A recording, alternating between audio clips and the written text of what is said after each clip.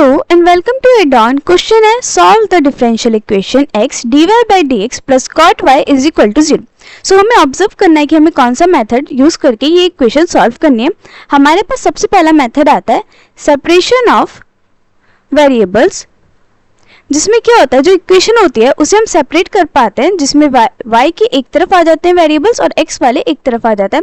अब ये वाला जो है इसको अगर हम सेपरेट करेंगे तो ये हो जाएगा x dy by dx is equal to minus cot y.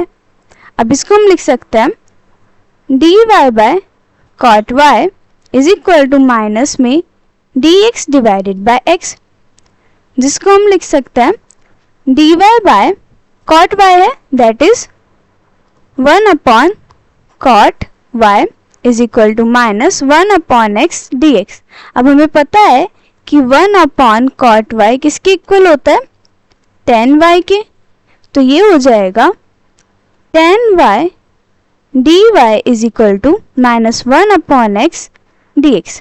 अब ये क्या हो गया, ये सारे वेरिएबल्स एक तरफ आ गए, y की एक तरफ और x की एक तरफ. अब इसमें हम क्या कर सकते हैं, next step is in separation of variable. First step separate the variables. Second step take integration on both sides. अब इसमें हमें क्या करना है, इंटीग्रेशन ऑन बोथ साइड्स. तो ये क्या हो जाएगा, this is equal to integration of tan y dy is equal to minus में integration 1 upon x dx. Minus को बाहर ले लिया. अब हमें पता है इंटीग्रेशन ऑफ tan y क्या होता है, log sec y is equal to minus में 1 अपॉन x का इंटीग्रेशन क्या होता है, log x plus integration constant हम ले रहे हैं log c. अब क्या होता है, c हमारा कोई कांस्टेंट होता है, अगर हम log c लेंगे तो वो भी हमारा क्या होगा, कांस्टेंट. एंड हम log c कब लेते हैं, जब हमारे पास दोनों तरफ क्या आ रहे हो, log में वैल्यू, सो दैट आगे जब हम सिंप्लीफिकेशन करें तो वो इजीली हो जाए. हम इसको दो तरीके से कर सकते हैं.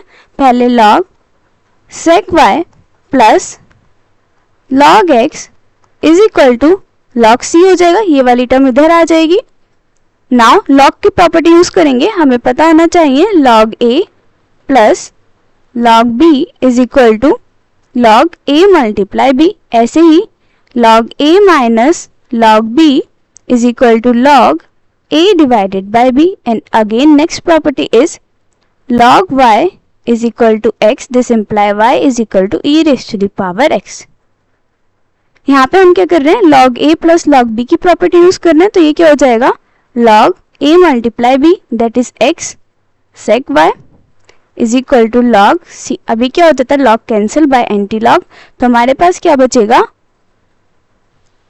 we get x sec y is equal to c and c is a integration constant, जिसको हम लिख सकते हैं x is equal to c divided by sec y.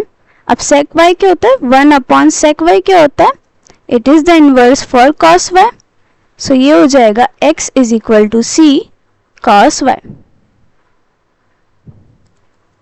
कोई भी फॉर्म लिख सकते हैं, all are the correct forms.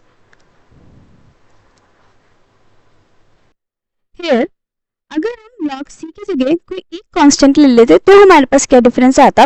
Suppose हमारे पास आता ये वाला पार्ट तो सेम आता, that is log sec y multiply x वाला पार्ट सेम आता, और यहाँ पे log c की जगह क्या होता, एनी कांस्टेंट c.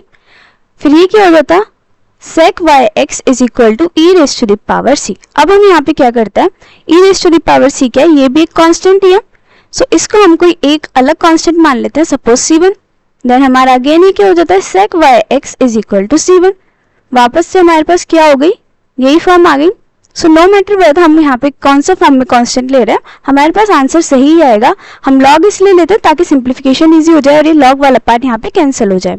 सो आंसर हमारा x sec y is equal to c भी आ सकता है और x is equal to c cos y भी आ सकता है. इन दिस क्वेश्चन हमें पता था कि हम इसे बाय सेपरेशन ऑफ वेरिएबल कर सकते हैं. Just apply some steps, simplify करने की कोशिश करेंगे. आफ्टर सेपरेटिंग हमें क्या करना है, इंटीग्रेशन लेना है on both sides and then we can solve it. So this is it for this question.